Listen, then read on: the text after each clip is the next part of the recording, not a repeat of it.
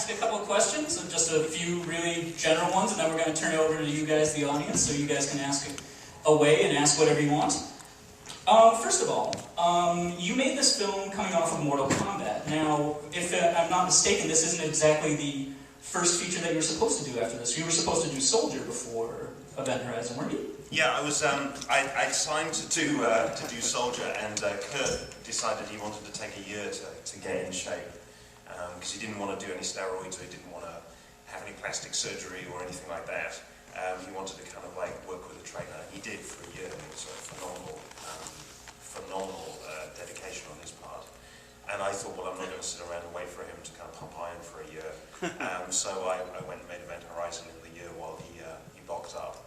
And you guys really didn't have a lot of time to make this film. You guys had about 10 months, is that right? We had 10 months, and the reason for it was, originally there was going to be a later release date, but Paramount had Titanic at the time, and Titanic was supposed to be their big summer movie, and then Cameron told them they weren't going to get it until Christmas, at which point we became their big summer movie, which is probably not a very good idea, because, you know, we got the summer slot that Titanic would have had, and Titanic obviously is more of a kind of four-quadrant family, rounded entertainment, whereas we were a rather distressing and disturbing horror film that probably would have been better at a much different time of year. And but nevertheless, we got released in the middle of the summer holidays, and the rest is history.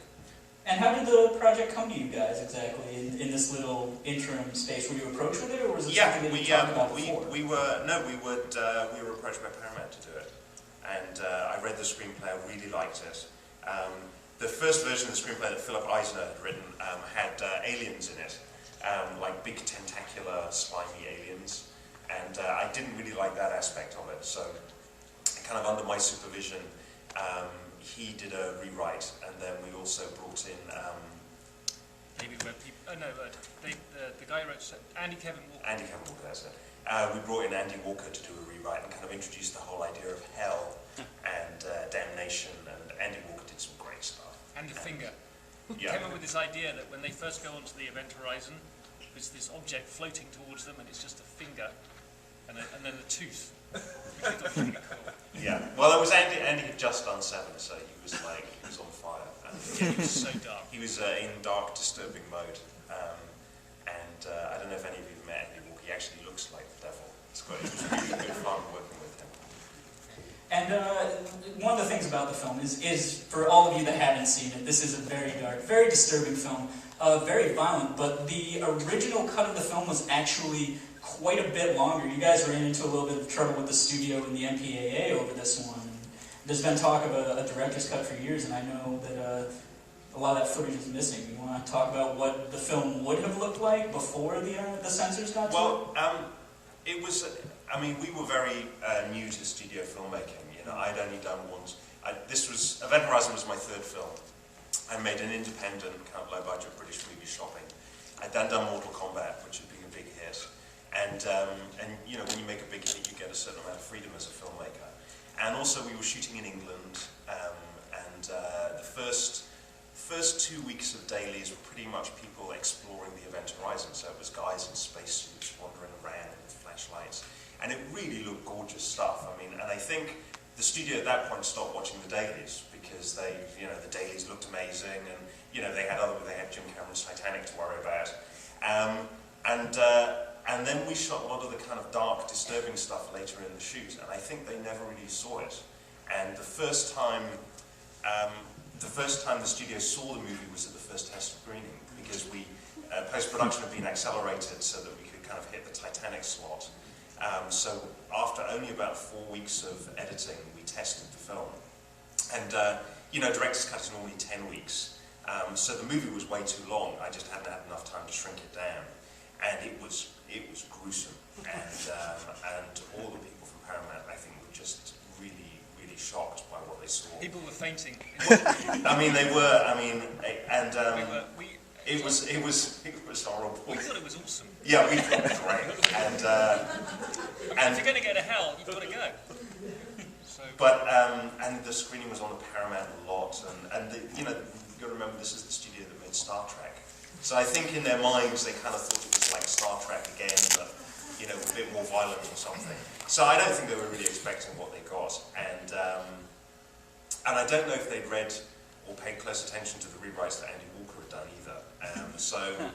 So anyway, they didn't like the movie at all, and they, you know, they wanted the movie trimmed down. They thought it was way too long, and they wanted a lot of the violence taken out. At one point, they asked whether it could be a PG-13, which when you see the movie is like, I mean, I don't know. There's no way that could happen. It could have been a short film, I guess. So we cut down the movie and then retested a week later.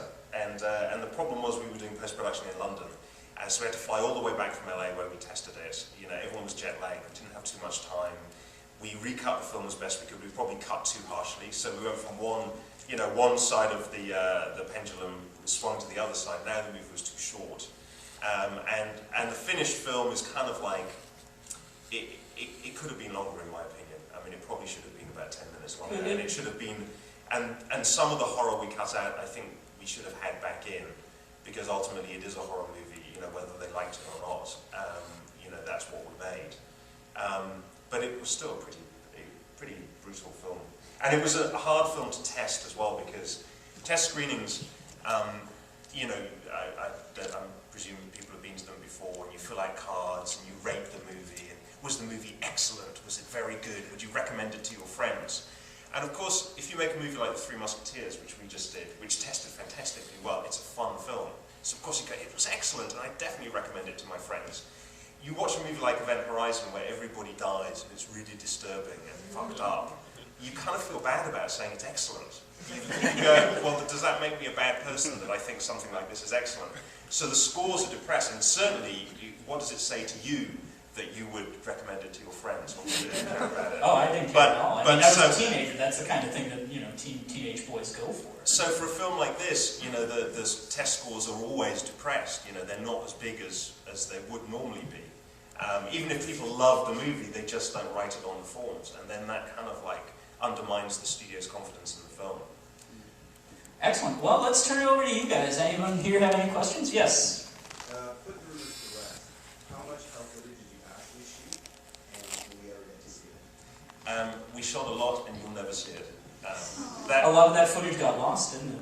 Well, it was in the days before DVD, and movies just didn't have such a big afterlife. Now movies are re-released, director's cuts, things like that. That was never done then. So the story and the movie, the movie acquitted itself well theatrically. I mean, Paramount didn't lose money on it; they made a small amount of money.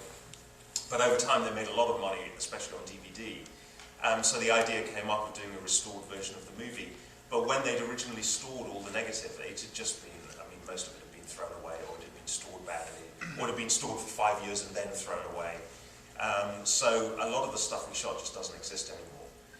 And that's why on some of the special editions, you can, there is some footage, but it's kind of like low-res video footage, because that's all we had, that's all we could salvage. But we did shoot. We shot everything you've heard, we shot. Yeah, I mean, what would happen is I would shoot with the main unit on the weeks. And I think this is what happened is I would shoot the weekends with what we call like a reduced unit. And I think because it was reduced unit footage, I think the studio never bothered watching it because they thought, oh, it's like inserts of buttons being pressed or something like that. But what it all was actually all of the hell footage. So it was like endless amounts of kind of orgies and blood and intestines and big steaks shoved up people's asses and meat. And with intestines coming out, with there was one of my favourite, like the spike came out the end of somebody's mouth and had intestines on the end of it. I mean, it was really disturbing stuff. Yeah. And very kind of sadomasochistic and very, very influenced by Hieronymus Bosch and Bruegel as well. And Witchkin. So there was real beauty to it, even though it was very disturbing. And we shot it all real as well. And a lot of the distortions you see is because we shot into mylar mirrors and things like that, or we overcranked or undercranked the camera. It was a lot of very practical effects. And we used amputees and porn stars, and I mean, we figured if you're going to go to hell, you've really got to do it. You can't tap dance. Excellent. Next was right over here. Yeah, I was just curious. Have you ever considered doing a prequel with how it got to that point? We've talked about doing the original voyage of the Event Horizon, or following up on Richard T. Jones and Jolie Richardson's story as the lone survivors at the end. Oh, sorry. Apologies to those who have seen the movie for the first time. It doesn't really spoil what they're about to see. A lot of people die. Don't know who they are. You told them most of what they're not going to see in the movie. So, okay, the next one was right over here in the back. I'm curious what the process was like for you personally establishing the overall mood of the movie. Establishing the overall mood of the movie. What was the process? Well, we started, I mean, it was clear what we were making was a haunted house film, and in any good haunted house film, and we looked at Robert Wise's The Haunting a lot, and that was a big influence on us. You know, the design of the haunted house is incredibly important, because in a classic haunted house movie, you don't have monsters, and we weren't going to have aliens and creatures. So what you had to be scared of is you had to be scared of the house, and the house had to have a character all of its own. My idea was to, and I always saw it as being a very gothic movie. So what we did early on in pre-production is we scanned Notre Dame Cathedral. We built a 3D model of Notre Dame in Paris, and then we built a spaceship out of Notre Dame, basically using the towers of Notre Dame as the engine thruster pods, and then all of the antenna arrays are kind of clustered in exactly the same way as the gargoyles in Notre Dame. And there's a lot of kind of like flying buttresses. And then in the medical bay, in the interiors, for example, it's very kind of medieval flared pillars. They kind of flare out at the bottom and the top, which is traditionally done in stonework, because it was like when you wanted to support a heavy ceiling. So we had a lot of very kind of real kind of gothic architectural elements in the film, and that was the beginning of it. And the actors would often say that they didn't like coming to work. I mean, nothing to do with us, because obviously they're delightful people to work with. But they kind of felt unsettled walking onto the sets. So they did say, you know, even the sets had a very kind of unsettling feel to them. The other thing we did was we screened Jacob's Ladder. We screened Jacob's Ladder for the cast and crew about 2 weeks before filming, because that was the atmosphere of dread, an escalating dread in that film was something that Paul wanted to convey, and so that helped create this mood.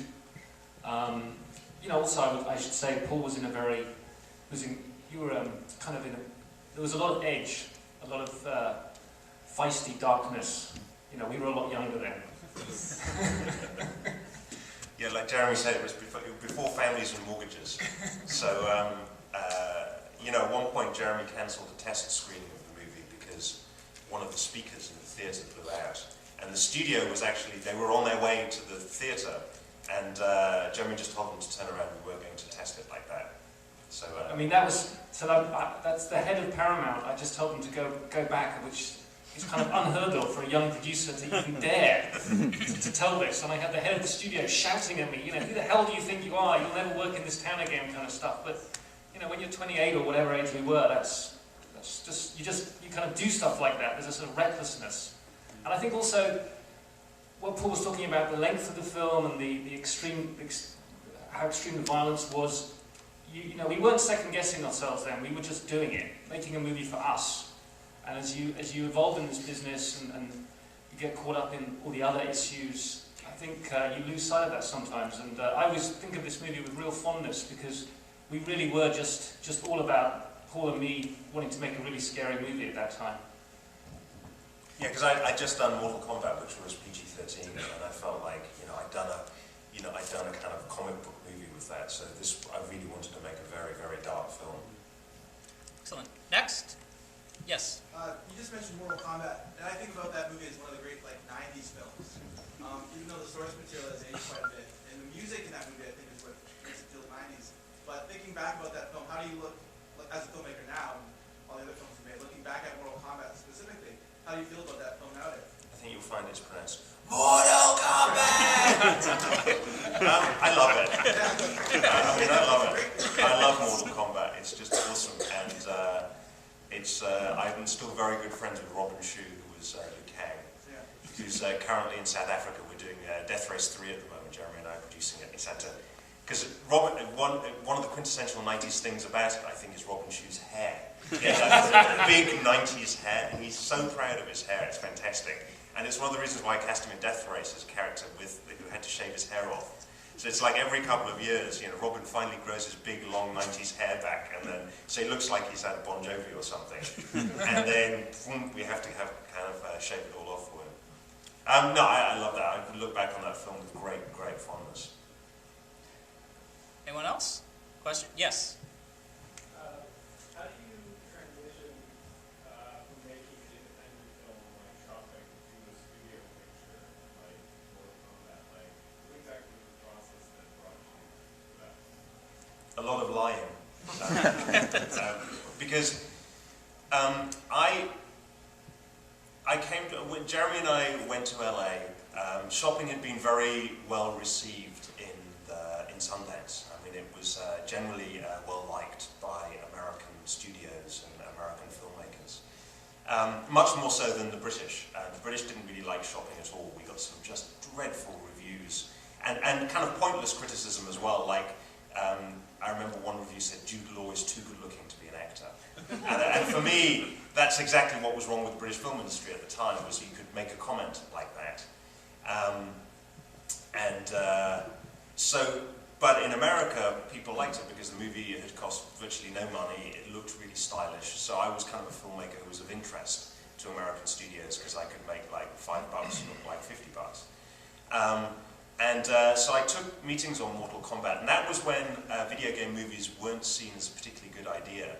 Super Mario Brothers had not worked, Double Dragon had not worked, so there wasn't, Ridley Scott was not kind of banging the doors down of New Line Cinema to do Mortal Kombat the movie.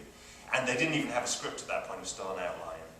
I met with Mike DeLuca, who was the head of production at the studio at the time, and I impressed him with my tremendous knowledge of visual effects, which I got by reading lots of books about it. And so I just, because his big question was, well, how do you transition from making this very low-budget movie into making a big visual effects extravaganza? And I came out with all of these buzzwords that I literally learnt the night before from reading all of these books that I bought the day before. And I kind of reassured him that I knew what I was doing. And then after I got the job, I learned really fast. And I made it a point of going into all of the visual effects houses and kind of learning everything that I kind of bullshitted about, I actually learnt about. And that was kind of the start of my love of visual effects, really. And I still stay very, very involved in the actual creation of the visual effects for the movies I do. So a lot of, bravado and bullshit. But also I think the studios saw within Shopping, the ambition of a action filmmaker. Paul was not going to make kitchen sink drama based on Shopping, and I think that that's what particularly, it was the potential that New Line were responding to. Yeah, I mean, Shopping we made on a Channel 4 budget. Channel 4 is one of the British TV stations in England. And traditionally, for that budget, you would make a kitchen sink, you'd make a drama. A few people's, maybe they go out to the pub or something, and that'd be your big location, and they'd walk down the street and you do a tracking shot, and that's about as ambitious as those movies got. For the same budget, we had car chases, helicopters, smoke machines, fight scenes, riots, and I think, that definitely, got some attention for us. And we were the only movie at Sundance with like a rock and roll soundtrack and great looking kids. And I remember that Sundance, the year we were there, was particularly navel-gazing. It was all about how difficult it is to be, a young, it was all about kind of young children of kind of movie producers. It was very kind of Hollywood kind of navel-gazing at the time. And the movies were quite boring, and I think we were seen as a breath of fresh air. Next, yes. I'm just wondering, you seem to have this very sincere commitment to genre cinema in a bunch of different forms, whether it's horror or action, or in the case of Three Musketeers, which is quite underrated and delightful, like kind of an old-fashioned swashbuckler. And some directors treat this as something that you get past as you move on in your career, but you've quite unpretentiously stuck making genre movies for a long time. Can you just talk about genuine enthusiasm you have for this sort of cinema? Something that you're not condescending to in your work, but doing sincerely? I mean, I make the movies I love to go see. These are the kind of movies I grew up watching, and these are still the kind of movies when I have spare time, I go and see in the cinema. So, we've never done anything for a paycheck. We make things out of a passion for movies we make movies that we really love. Making movies is hard, you know, it's like hard work, and I like to enjoy myself when I work, and that means I have to make something that I really, really love. And, you know, those are the films that we make. And I think genre filmmaking is very underrated. It's almost like, you know, and Mila says this frequently, it's like drama is easy. Man, it's easy compared to like doing fight scenes and being soaking wet and then still having to deliver dialogue. I mean, so it's hard work, but it's really, for me, very rewarding work, because I just love these movies. Next. Yes. I always find in Event Horizon that the caliber of the acting and the cast itself is so spectacular, it just makes the movie that much better. Was the cast itself your first choice? Was there anyone else you read for the roles that you had chosen to have thought of first? Pretty much, most of the people were our first choices. I mean, it was an interesting casting process because I really wanted to open it up. So I think Fishburne's role as originally written, he was like a big white Texan guy, and but I loved Fishburne and I really wanted to work with him, so we kind of rewrote it for him. Jolie Richardson's role was a man, Lieutenant Stark was a guy originally, and I just, Jolie had just come out in 101 Dalmatians, and I thought what fun to kind of take the girl from 101 Dalmatians and just dump 200 gallons of blood all over her. And also she was a particular kind of like English Rose as well, and she was from a very respected theatrical family, the Richardsons and the Redgraves. And I just thought, you know, that her in this movie would be particularly kind of edgy. So, you know, we did rewrite for a lot of actors. But I don't think there was anyone that we went after that we didn't get. I mean, people were excited to be in the movie. We were just huge fans of Fishburne from Deep Cover, and we just think his voice, you just believe, he's like Morgan Freeman or, you know, certain Liam Neeson, especially when you're going to make horror and you're asking the audience to go to places that are a little bit of a stretch. If you have an actor with that amount of gravitas, you believe what they say. So when Fishburne says, you know, the ship is alive, you believe it. You know, with some actors with less gravitas and without that wonderful voice, you may not believe it. Yeah, definitely. He was an unbelievably cool guy. My favourite memory of him is we set up this gym for all of the actors at the studio because they all had to do their own wire work, and it's very difficult in wires. You have to have a very strong core because otherwise you get tired very quickly. So we set up this kind of upside down crunching device where you would hang upside down, you know, in those gravity-defying boots, and then you do sit-ups upside down. And I walked into the gym one time and Fish was hanging upside down, and he started talking to me about the script and what we were going to be shooting that day. And eventually he worked his way around to what he really wanted to say, which was he was exhausted and he couldn't get off these fucking gravity boots. And would I mind helping him down? But he was just too damn cool to kind of come out with it straight away. So he was a great guy to work with, and I learned an awful lot from him. He was a very, very generous actor. Next. Yeah. If you had the hell footage, would you put it back? Because seeing the film and when you reach that point, it's so over the top, and it's the less you see is more effective, and it becomes ultimately more terrifying when it gets to that point. Would you actually go back and change that kind of stuff? I think using the same editing pattern of 1-2 frame cuts, I think you could get a lot more in there. Oh, I see what you mean. Yeah, I mean, I don't think it will be an extended 10 minutes worth of, of hellish unpleasantness. Yeah. I think it would all be very fast. If the movie had a longer running time, it would be, reinstating things like the floating tooth, which was just fantastic. I mean, it was like the space station shot from 2001, where you thought you were up close something huge, and then it turns out it's just a tooth and it's got a bit of flesh hanging off it. And, I mean, it was just great. And Fishburne's reaction to it was awesome. That's a funny scene, actually. We didn't realise until we were shooting it, is that all the people who stay on the Lewis and Clark and watch on the monitors are all British actors.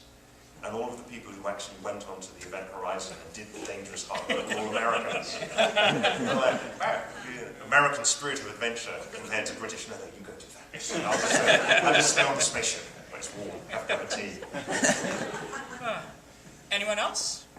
Yes. Yeah, since you're filming here at Resident Evil 5 in Toronto and you've been to many countries and cities, what do you like about Toronto in Canada? It's a town that's really rich in fantastic locations, which is why we're here.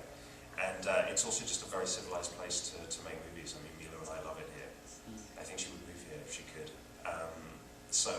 And it's very, very good crews here, good studio space. I mean, it's a great place to make movies. If the Canadian dollar could get a bit weaker, that would help.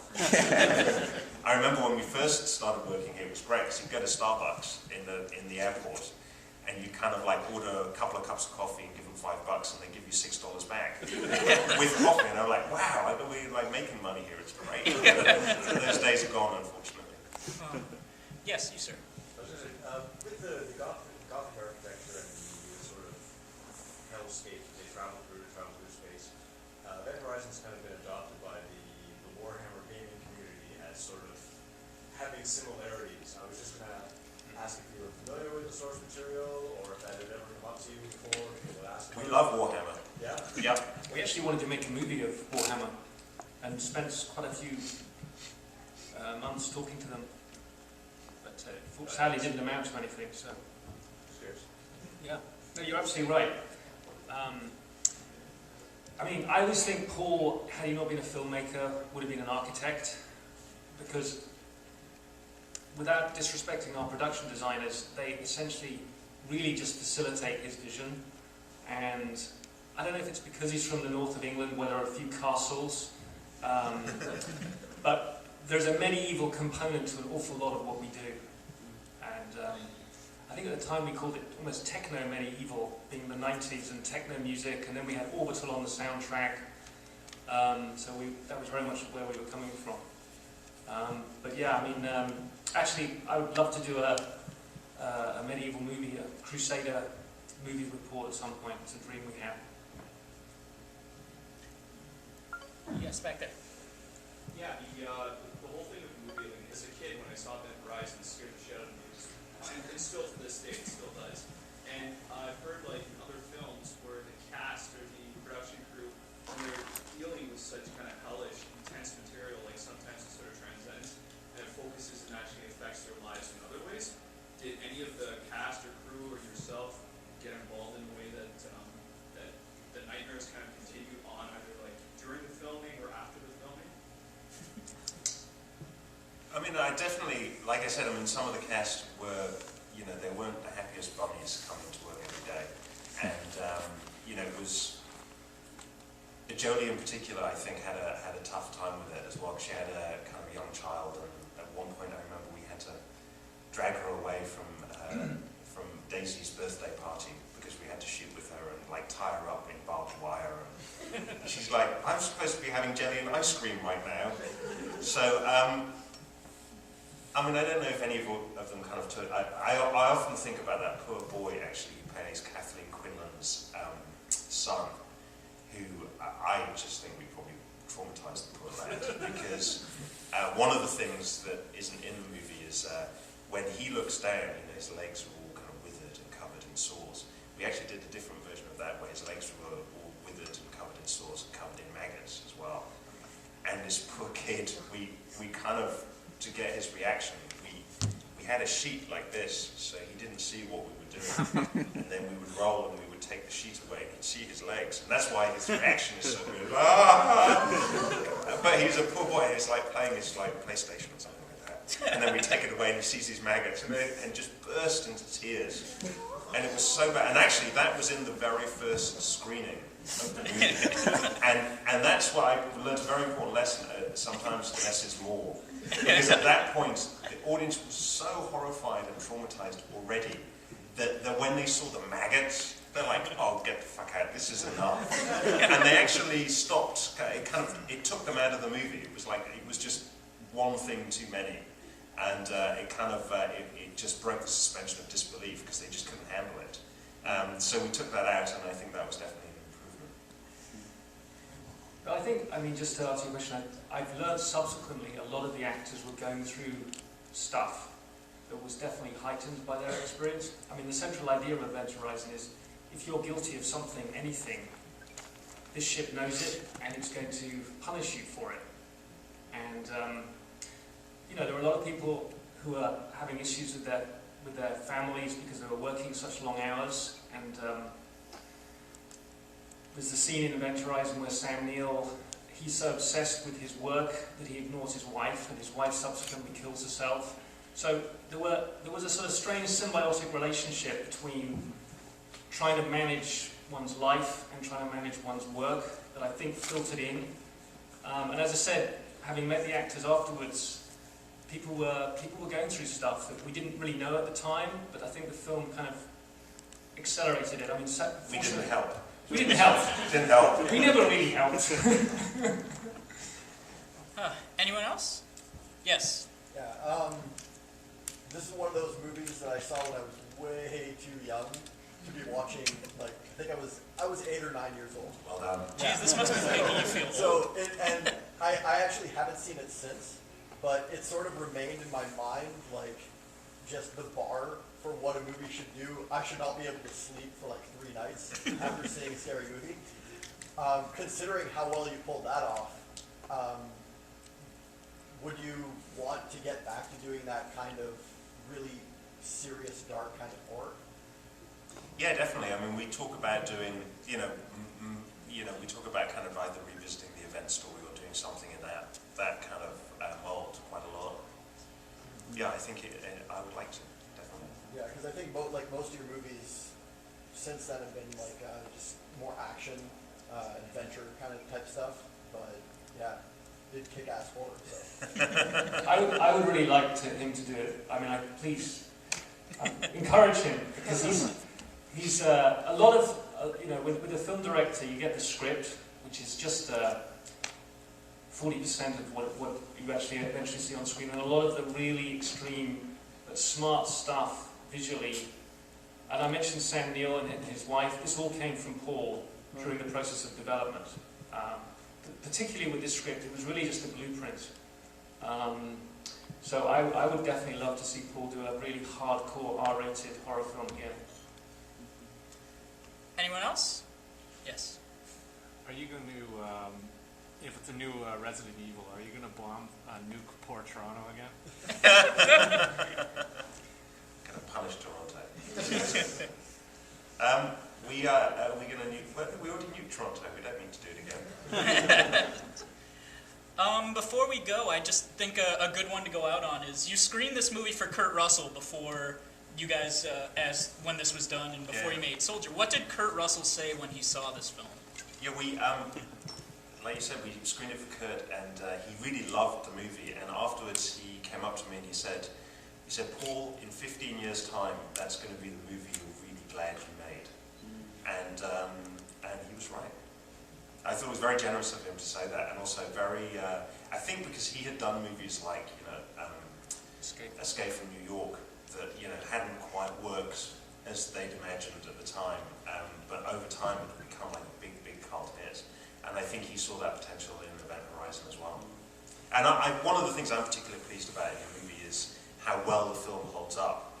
Like 15 years on, I mean, the visual effects still look fantastic, and I think one of the reasons is they were all big, the spaceships were big models. I mean, like, it was one of the last movies that really used like big giant models. And our visual effects supervisor, Richard Juricic, who was also the supervisor on Blade Runner, he really pushed to kind of do things in a practical way wherever possible. And I think we benefited from that because, nothing dates faster than CG. I mean, it's all cutting edge until like 6 months later when it looks really bad. And I think the model work in this, I'm really proud of it. Kind of old-fashioned, just an old-fashioned approach to movie making that I think really paid off for us. Yeah, we also just finally, we had a fantastic DP, Adrian Biddle, who sadly died a few years ago, and we had tremendously fond memories of him. He was a very inspiring and influential DP to work with when we were just starting out in our careers. He was the focus pillar on Aliens, and benefited from working with Cameron, and he was a tremendous asset on this Well, he stuff. started as the focus puller on Aliens, and he got promoted during shoot to end up becoming the director of photography, because Cameron kept firing people. Fired the original DP and made the camera operator the DP. Then he fired that guy, and basically he was running out of people. So Adrian got promoted through the ranks and was the only one who managed to kind of survive the Cameron experience. So and he became a huge director of photography as a result. Great guy, and I have very fond memories of him. Nothing ever fazed him, and he had huge lighting rigs for this movie because we were doing so much practical, like the third containment, and so many practical lights. And he would just read his newspaper and occasionally lower the newspaper, and we'd be doing these awesome-looking shots. I go, Adrian, it's awesome, and he'd lower his newspaper and go, "Yeah, it's all right." That would be about as excited as he got. What a genius guy. I mean, I love the lighting in this film. Excellent. Well, Thank you guys very much. Once again, Jeremy Cole, Paul Nicholas, and Christina. Before we go, I'd really like to give a special citation to that man over there, Morgan White, the director of the Rep, the man who actually set this entire event up. This was predominantly his idea. So give him a round of applause, because without him, none of us would be here tonight. I really hope you guys enjoyed the movie. It's a personal favorite of mine. Thank you guys so much for coming out. Really appreciate it. Have a great night, guys.